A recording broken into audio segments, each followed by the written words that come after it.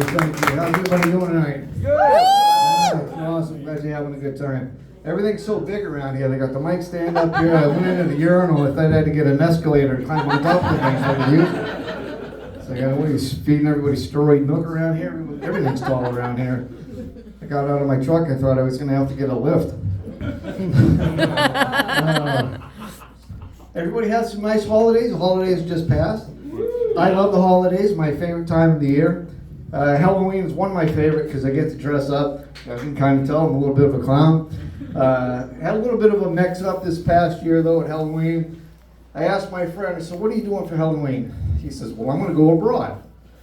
I'm open-minded. It sounded like a great idea. So Halloween night, I go over and knock on his door. There's no answer. I call him up. I'm like, hey, Joe, where are you? He says, I told you, I'm going abroad. I said, I'm abroad too. I'm at your house. I got my high heels on. That's great. He said, no, stupid, I'm over in Europe. Oh, well, that's a fine kettle of fish you got me into. So now I got to walk home, and I'm getting these cat calls. You know, these guys are rolling down the windows. Hey, baby, you want to get in the car and go for a ride with me? I got a bag of Skittles. Bag of Skittles. I'm worth the Snickers at least. Come on. Don't cheap out. Then we got Thanksgiving. I like Thanksgiving. What's one of the problems you have at Thanksgiving if you eat too much? You get gassy, right?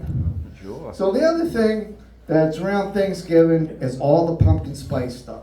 Everyone's got like candles and soaps and lotions and everything. And I got to thinking, if you want to make something pumpkin spice to benefit somebody, how about making a fart pad they can put in your underwear, right? So if you're walking through somebody's kitchen and you let one rip, they're like, ooh, pumpkin pie. Right? You know? Wouldn't hurt, you know? So then we got Christmas. Love Christmas. I'm not that great at getting gifts at Christmas time, I gotta be honest. I asked my wife, I said, what would you like for Christmas? She said, I want something fun, bright, and vibrant. Well, I misunderstood the word vibrant. So her gift came in, you know, Amazon dropped it off, and I had to run out and get her some D batteries, you know. No, it's not what you think. No, it was one of those 9-inch long and neck massagers that you sit on the side of your stand, you know, in case you gotta use it in the middle of the night, you know. Yeah, it's too bad, you know. She didn't like that, so I just stick it by the front door, you know. I can put my coat on it and use it as a coat rack, you know. It's really too bad. I got 9 of them. I only got one coat. The other thing about Christmas too is, you know, I got a little dog and she's always getting into the, you know, the tinsel and stuff. And if they eat too much of it, you know, you can look out in your backyard and you see the little landmines, you know, where they had been. And one day she's running through the house, she's got tinsel coming out of her butt, and I pull it out. It's like pulling silver anal beads out of her ass, you know, like, stay away from that there, honey. Yeah. It's just one of those things. But I'm glad, you know, this year is over. It's been kind of a crappy year for me. I got laid off a little while ago, and yeah, it's just one of those things, you know, it's all good, and I can take a little bit of a break. But as long as I'm on, I call it my vacation, I started a new diet, you know, because someone was talking about, you know, taking onion, you know, doing onion diet, and it'll help you lose weight. So I was on this diet for like 2 weeks. I was eating nothing but onions, drinking onion water and stuff. I really had to give it up, because every time I went to the bathroom, it brought tears to my eyes.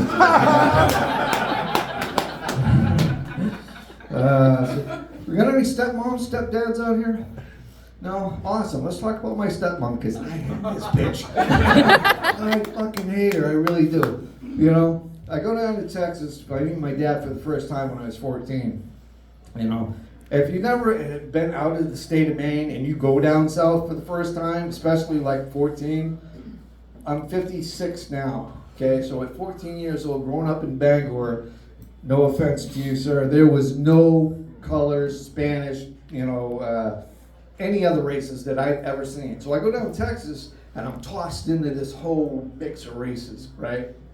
And not only that, it's all the conversations, you know, the different language, the different dialects and stuff.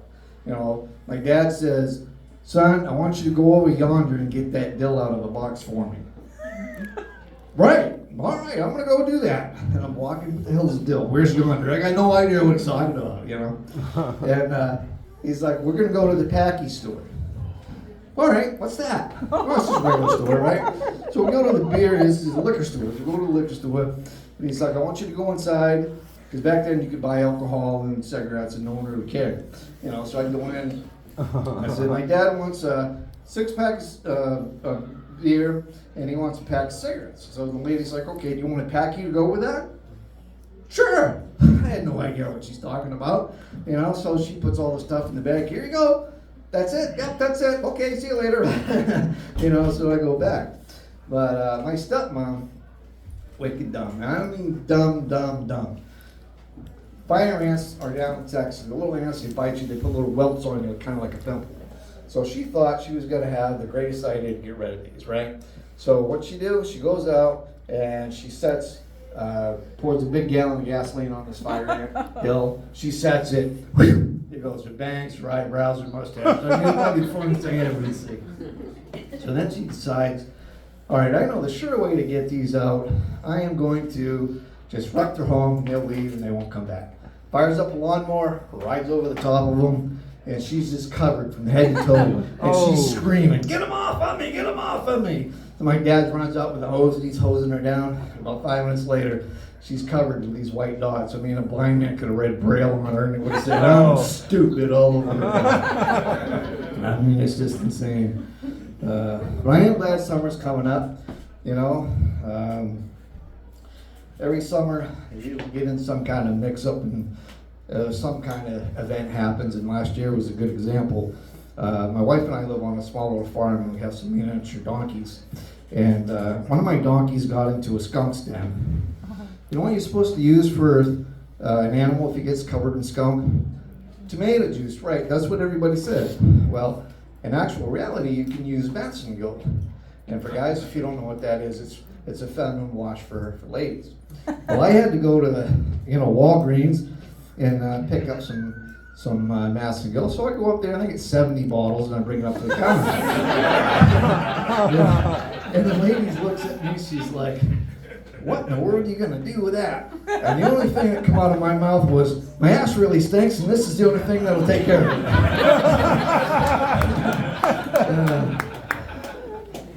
It's crazy, some of the things that I do get myself into. Like I said, I'm over 50, and recently I had to go, to the doctors and get a prostate exam and a colonoscopy, and that's not a lot of fun, especially the prostate exam. I had to go and, I dropped my drawers and, the doctor, he starts laughing there for a minute, and it took me a minute because I got a tattoo on my back that says one finger only.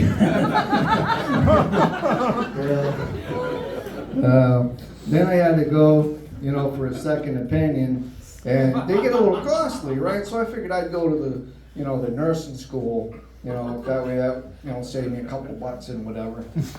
And I'm sitting there, and about, a half hour or so, the half a dozen students come through, and then another half a dozen students.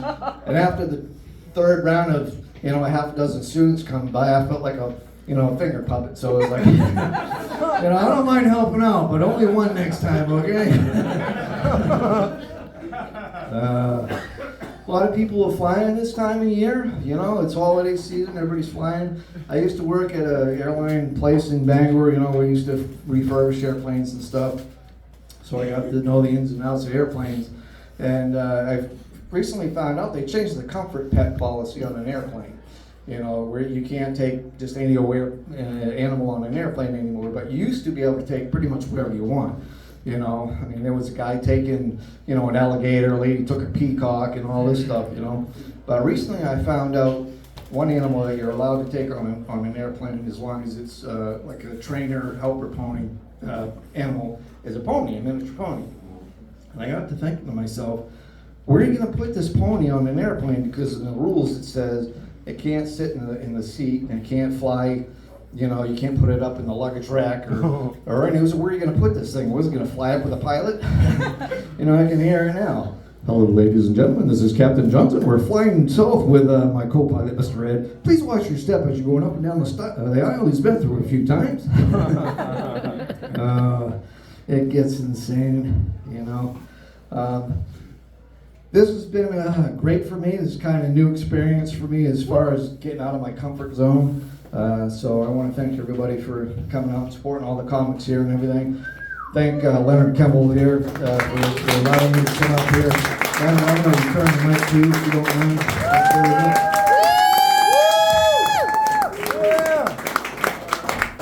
Stephen Laird, everyone.